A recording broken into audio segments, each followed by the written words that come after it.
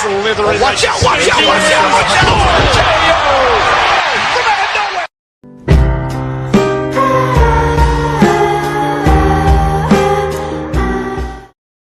Okay.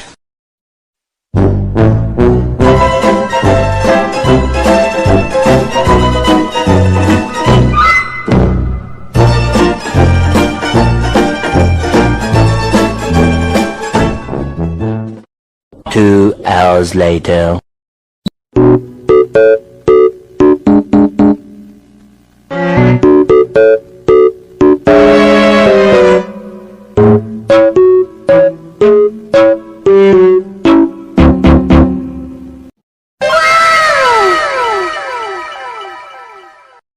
These nuts. Got him! Got him!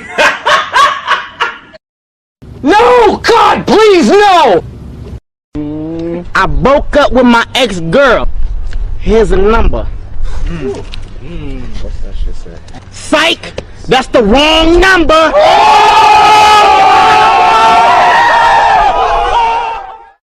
And his name is John C.